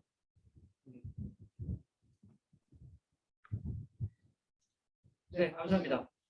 지금 뭐 원거리에서 이제 이 내용을 잘 전달해 주셨는데 이제 그 내용이 이제 그 탄소 국경세 쪽으로 전환이 되다 보니 이해하기 어려워하시는 분들도 일부 계실 것 같아요. 근데 저는 기본적으로 지금 저희 나라가 전력 소비량이 산업 구조상 굉장히 높은 나라잖아요. 그래서 방금 전에 말씀하신 이거 좀 더 이제 원론적인 이야기인데 그 시험에서 팟을 화석 자원으로부터 얻는 거, 그다음에 현재 그 원자력, 그다음에 대체 에너지는 저희가 굉장히 작은 6%대에 굉장히 낮은 정도인 거고 다른 거 뭐 수소 쪽으로 돌아선다고 해도 양이 미미하잖아요. 전력이나 이런 쪽에서 이 전기차 이용을 하면 당연히 전력에 있어서는 어떤 부담이 더 커질 거라는 예상이 되고 그런 거를 딱 생각을 해봤을 때 결국은 전력 사용량을 줄이거나 전력 사용에 있어서 대체 에너지원을 찾아야 되는 그런 국가적인 어떤 과제가 남아 있는데 물류나 이쪽에서도 관련된 쪽에 대한 고민이나 연구가 좀 진행되는 게 있나요? 그러니까 전력 대체하거나 이런 쪽. 물류 차원에서는 생산을 대상으로 하지 않고 쓰는 소비 산업이다 보니 그 자체에 대한 연구를 하고는 있지는 않죠. 다만 그 국가적 차원에서 말씀드리면은 제가 R&D도 하고 하다 보니 과기부 차원의 이제 R&D 투자 방향에 대한 게 이제 에너지원에 대한 게 나옵니다면 원전을 안 넣고 가지는 않아요. 즉 헤드라인으로 못 세울 뿐입니다. 원전을 인정할 수밖에 없는, 그래서 중소원전 단위에 뭐 개발하자고 막 이런 것도 제안이 나오고, 그걸 국가 핵심 과제로 10대 과제에 넣을까 말까에 실제로 정치 성향하고 굉장히 연부돼서 빼고는 있지만 인정을 좀 하고 있다는 얘기고요. 여기서 또 하나가 또 이슈가 하나 있는데요. 화석연료에 의한 전기 생산이 완전히 없어지긴 굉장히 어려워요. 그렇기 때문에 우리가 보통 탄소 포집 기술이라는 거를 개발하고 있습니다. 아까 말씀드렸듯이 저희 쪽은 저는 물류산업 쪽을 얘기하시니까 소비산업에서 연구할 대상은 아니지만 포집 기술하면 예를 들어서 CO2 굴뚝, 공장에 있는 굴뚝 포집 기술 같은 게 개발된 게 있습니다. 나오는 CO2를 잡아내는 거죠. 이게 결과적으로 전기로 그 화석 연료를 떼서 전기화되는 것에 플러스가, 그러니까 발생량이 발생하면 마이너스 양을 발생하는 기술이 나와 있는 거예요. 이런 부분을 해서 결국 2050의 탄소 제로는 제 판단에 화석 연료를 안 뗀 상태를 말하는 게 아니라 그런 포집 기술, 그다음에 산에 나무 심고 이런 걸 플러스 마이너스 합쳐진 제로를 목표로 하고 있다고 보시면 될 것 같아요. 네, 감사합니다. 지금 뭐 시간이 조금 지연이 된 관계로 저희가 이제 이 패널 토론을 진행을 할 겁니다. 근데 지금 보면 아시다시피 이 세팅 자체가 이제 민 박사님을 지금 저기 캡처를 하고 있고 저를 안 쫓아오고 있네요. 이제 저한테 왔습니다, 화면이. 그런데 이 밑에 앞쪽에서 이제 자리를 돌려서 앉아서 하려다 보니 화면에 안 나올 가능성이 커요. 지금 저 화면 앵글이 밑으로 안 내려오고 있거든요. 그래서 그냥 여기에서 제가 요청을 좀 드리면 여기 나와서 편하게 말씀을 해주시는 걸로 이렇게 자동 변화시키거나 이러진 않고요. 그렇게 진행을 좀 하겠습니다.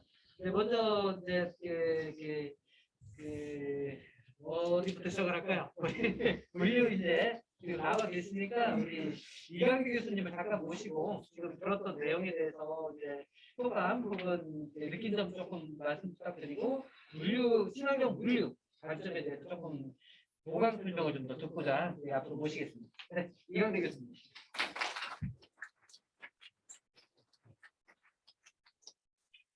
신입생 여러분들 아마 지금 이 화면을 보고 계실 것 같은데요. 저는 그 자율융합계열 전공에서 이 패키징 및 물류화학의 책임 교수로 일하고 있습니다. 신입생 여러분 반갑고요. 지금 왜냐하면 지금 화면을 보고 있는 분들이 신입생 분들이 많으셔가지고 신입생들한테 이렇게 먼저 인사 말씀을 나눴습니다. 저는 물류를 담당하고 있고 또 이제 포장 물류에 대한 얘기를 하고 있는데요. 저는 세 분이 말씀하셨던 내용들에 대해서 먼저 감사의 말씀을 드리고 마지막에 발표하셨던 민현주 박사님에 대해서 좀 구현적인 좀 설명을 드리면 물류에서는 두 가지 어떤 섹터가 있습니다.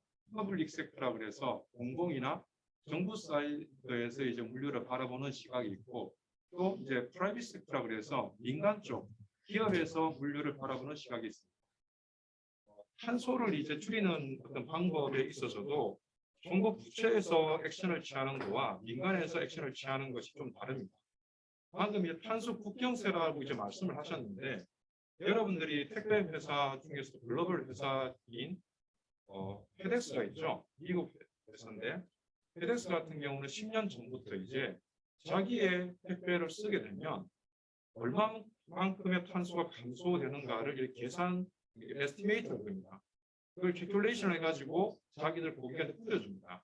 우리 택배 회사를 쓰게 되면 이만큼의 탄소가 감소된다라는 그런 마케팅의 액션을 취하고 있고요. 머스크라는 선사가 있습니다. 머스크 같은 경우는 이게 배를 띄우게 되는데 방만을 통해서 이제 선박을 띄우게 되는데 선박마다 연식이 다르죠. 그리고 쓰는 연료는 거의 다 비슷합니다.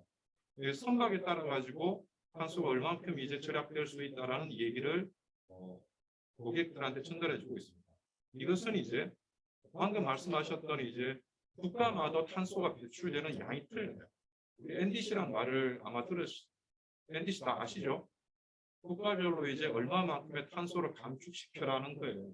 그게 점차로 강화되고 있는 것이 민 박사님께서 말씀하셨던 과거의 어떤 정책이 설득을 하거나 너네들 줄이면 인센티브 줄게, 법인세 인하해 줄게 이렇게 했다면 지금 2021년도 올해 7, 8월 되면 분위기가 굉장히 많이 바뀝니다. 지금 강제하기입니다.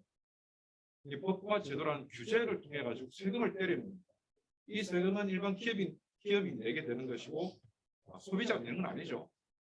제가 하나의 아젠다를 또 말씀드리면 탄소 배출에 대한 수많은 감소 방안을 얘기하고 있지만 일반 소비자가 어떤 액션을 취해야 될지에 대해서는 얘기하지 않습니다.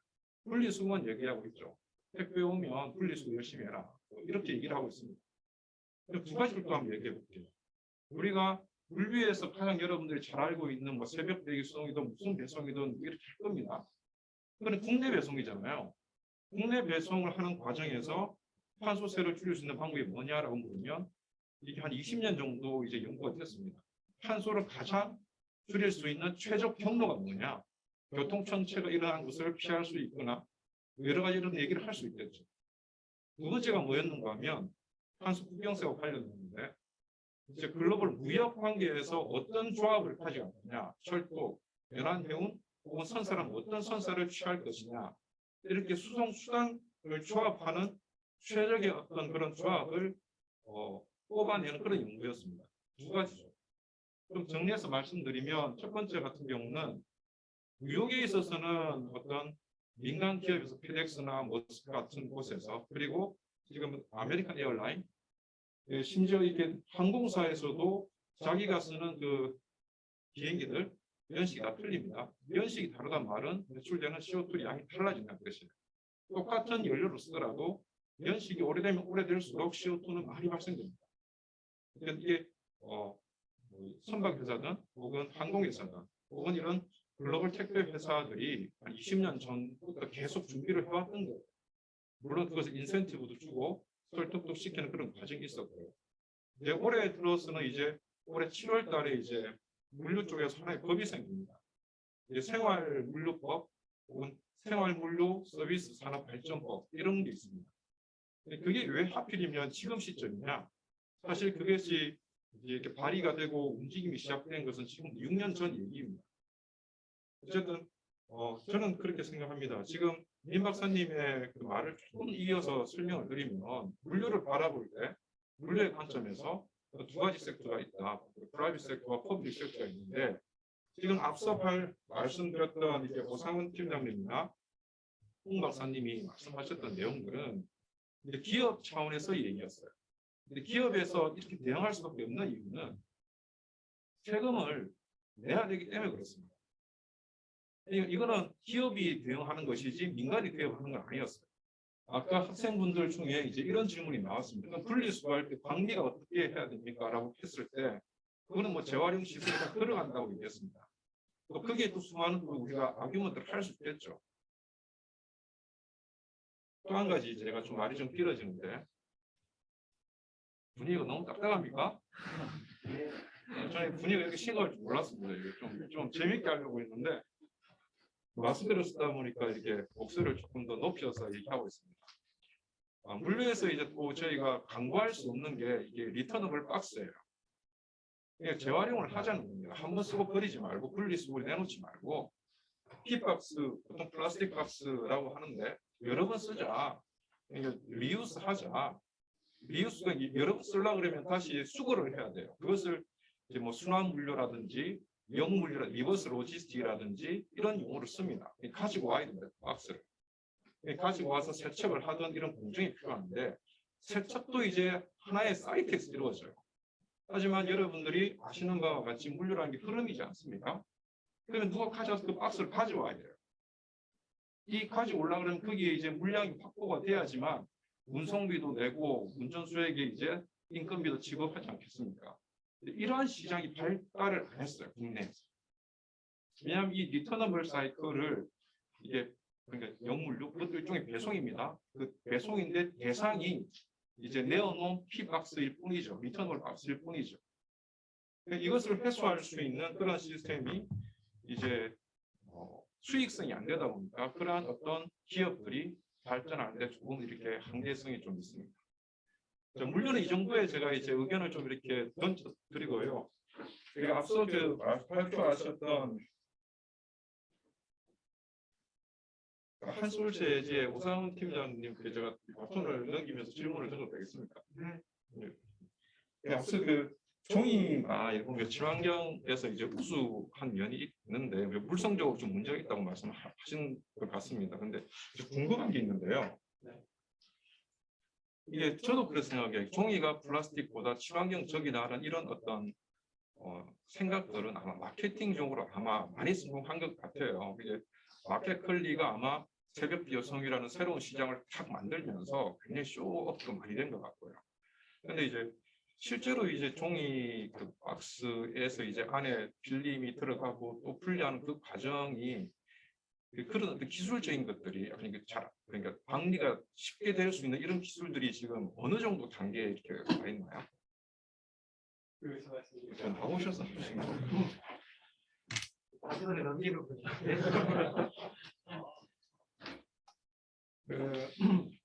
분리수거 하실 때 다들 되게 힘드실 것 같아요. 저도 매번 제가 하고 있는데요. 일단 박스 같은 경우는 이제 택배 박스 같은데 사실 택배 박스가 택배 박스 같은데 붙어 있는 테이프는 사실 이제 그 띄어서 버려주시면은 뭐 좋기는 한데 안 띄어서 버리셔도 아무 문제는 없습니다. 그러니까 제지회사에서는 되게 단연간 종이를 재활용을 해왔거든요. 그러다 보니까 예상 가능한 뭔가가 섞여서 들어오는 거는 다 걸러낼 수 있는 그런 이제 설비들이 있습니다. 그거를 뭐 사람이 일일이 여러분들이 안 해주신다고 제지회사에서 사람이 손으로 띄어내거나 이러진 않거든요. 그래서 그거를 이제 설비로 다 자동으로 걸러낼 수 있게 그렇게 돼 있고요. 그리고 이제 그거보다 이제 조금 어려운 거는 이제 종이컵이나 아니면은 그 우유팩 같은 경우에 이제 물하고 오래 닿아 있으면서 말하자면은 문제가 없도록 하기 위해서 안쪽에 플라스틱을 살짝 코팅을 해놓는 그런 것들이 있습니다. 이제 그런 것들 같은 경우는 기본적으로 물에 잘 안 풀리도록 종이를 만들어 놓은 거라서 이제 제지회사에서 잘 재활용이 되지가 않는 경우들이 많이 있고요. 또는 재활용을 하는데 에너지가 많이 들거나 해서 경제성이 떨어지는 그런 문제들이 있습니다. 그렇다 보니까 최근에는 제지회사들에서도 그런 것들이 제지회사로 들어왔을 때 그거를 재활용하기 위한 기술을 개발하려고 노력을 되게 많이 하고 있고, 이거는 사실 꼭 친환경적인 관점에서 하고 있는 건 아니고요. 제지회사에서 그 종이를 만들 때 재활용하는데 많이 썼던 원료 중에 하나가 신문지인데요. 요즘은 신문을 더 이상 잘 안 보지 않습니까? 그러다 보니까 들어오는 폐유지 양이 줄어드는 그런 문제가 있습니다. 그리고 늘어나고 있는 거는 이제 그 음식물을 먹거나 했을 때 배출되는 이 안쪽에 플라스틱 코팅되어 있는 그런 종이들이 많이 들어오고 있기 때문에 제조회사에서는 이런 플라스틱 코팅되어 있는 그런 종이들이 들어오더라도 문제없이 경제성 있게 재활용할 수 있도록 그런 쪽으로 기술 개발을 하고 있고 상당히 많이 진척이 되고 있습니다. 감사합니다. 아까 말씀해 주셨을 때 이제 종이 쪽 과제가 이제 배려성과 성형성의 제한이 있기 때문에 이걸 개선해야 된다. 근데 제가 듣기에는 나중에 분리 배출된 종이에 재활용을 끌어올리기 위한 그 분리 기술, 약간 그 수지들과 이 펄프를 그러니까 리펄팅하는 과정에서 분리하는 기술들이 상당히 이제 중요할 것 같거든요. 말씀하신 대로 이건 뭐 에너지와 시간과의 그 문제이기 때문에 그다음에 너무 오래 하게 되면 또 과도한 펄핑은 물속 떨어뜨리잖아요. 여러 가지 결합되어 있는 그런 형태이기 때문에 쉽지 않을 거라는 생각은 들고, 특히나 방금 말씀하신 멸균팩 같은 경우 쉽게 말해서 요즘같이 중국에서는 리사이클이 돼요. 우리는 왜 못하냐, 우리는 왜 이걸 막아놓느냐라는 이런 인프라가 틀려가지고 발생하는 그런 것도 굉장히 있는 것 같아요. 이용하는 데 있어서는.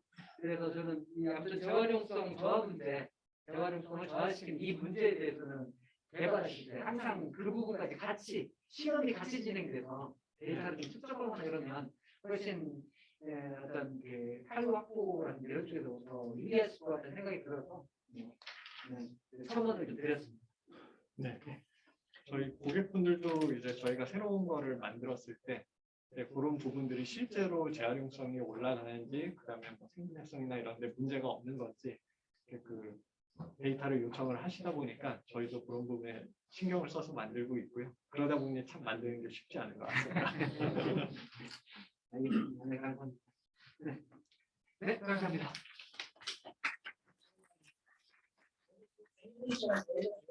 네.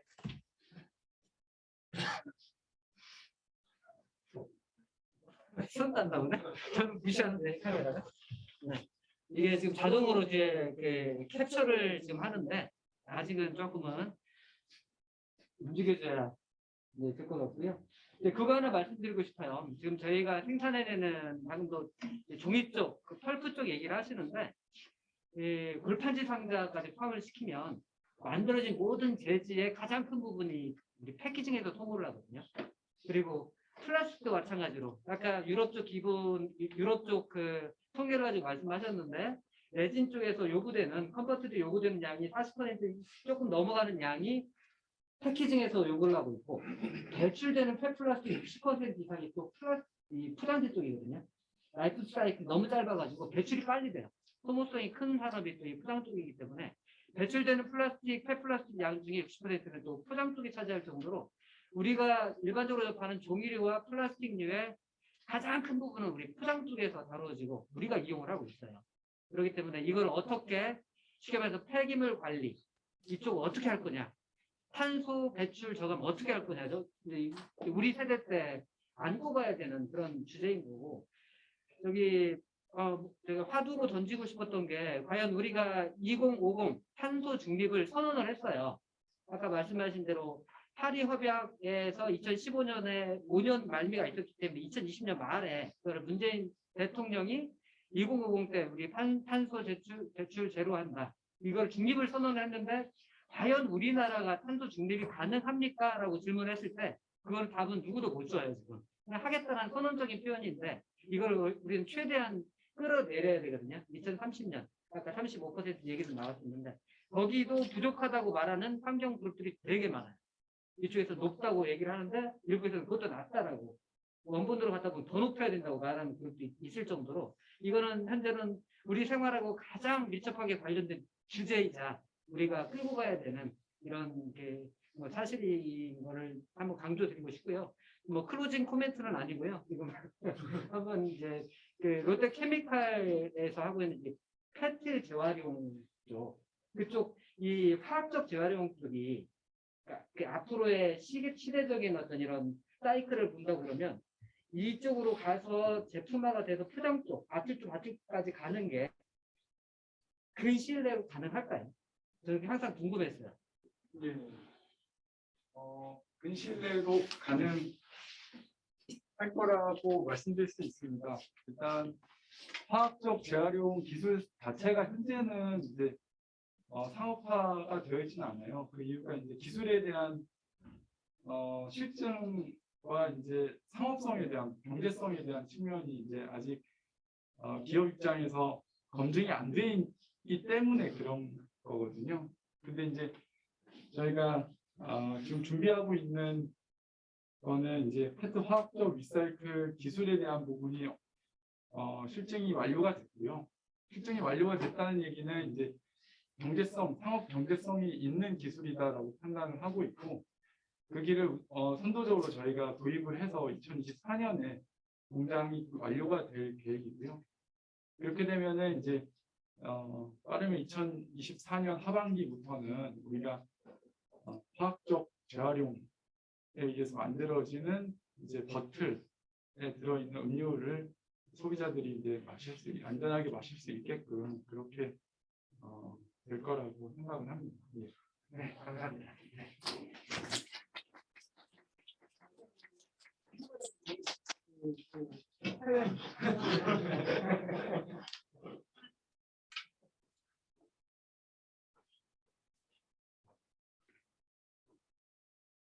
갔다가 카메라를 끌고 와야 되거든요.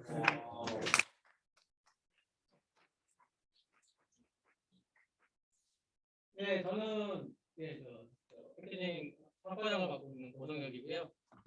오늘 이제 새 연사부에서 친환경 최근에 이제 사실은 친환경이라는 용어 자체는 최근에 갑자기 생긴 용어는 아니잖아요. 많이 살지는 않았지만 제 인생의 한 반 이상은 계속 친환경이 아니고 들어오면서 살아왔던 것 같아요. 근데 저는 매번 생각해 보는 게 친환경이라고 하는 정의가 뭘까라는 생각을 하게 되거든요.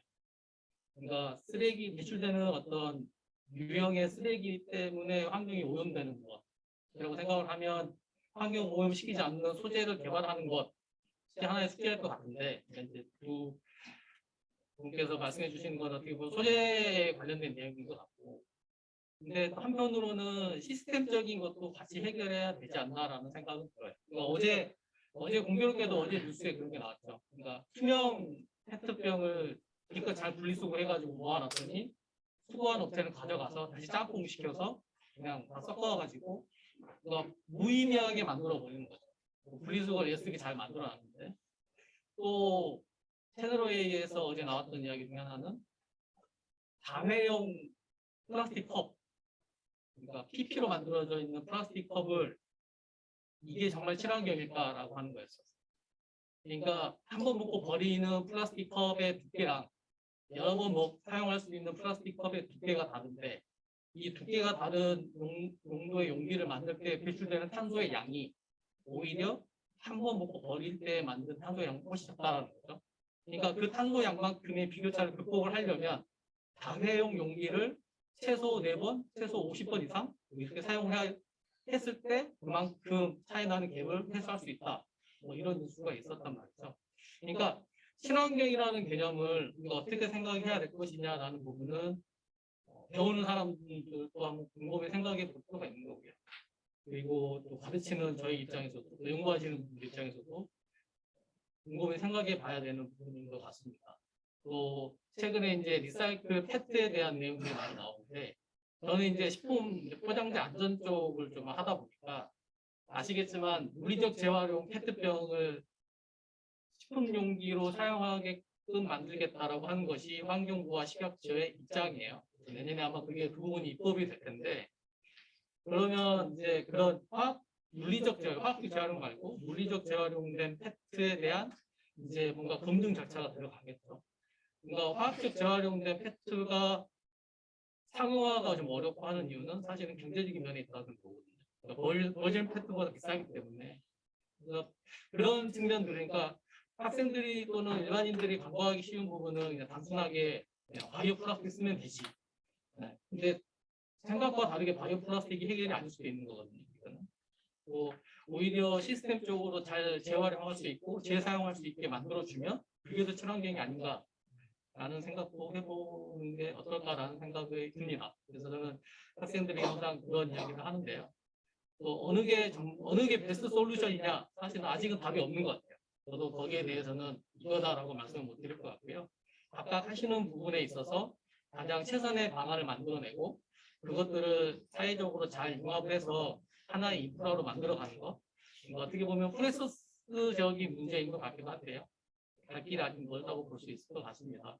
그래서 저희는 이제 BK 사업 일환으로 항상 친환경 포럼, 또 친환경 세미나 이런 것들 계속 주기적으로 할 건데 이제 점차적으로 좀 그런 것들이 디벨롭돼서 하나의 큰 어떤 우리가 큰 과제 또는 하나의 아이디어를 제안할 수 있다 그러면 굉장히 좋을 것 같다는 생각이 들고요. 오늘 이 자리 참석해 주신 모든 분들께 감사드리고 이상으로 마치도록 하겠습니다.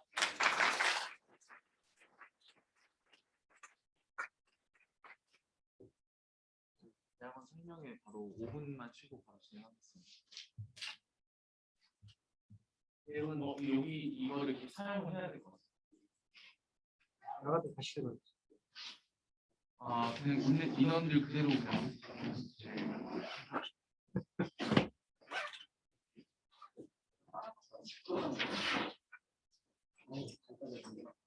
네, 친환경 포럼은 여기서 종료되었고 저희 5분만 휴식한 다음에 패키지학과 대학원 세미나 2방에서 바로 진행하도록 하겠습니다. 신입생 여러분들이랑 패키지학과 학생 여러분들은 5분만 쉬고 다시 3시 46분에 자리해 주시면 감사하겠습니다.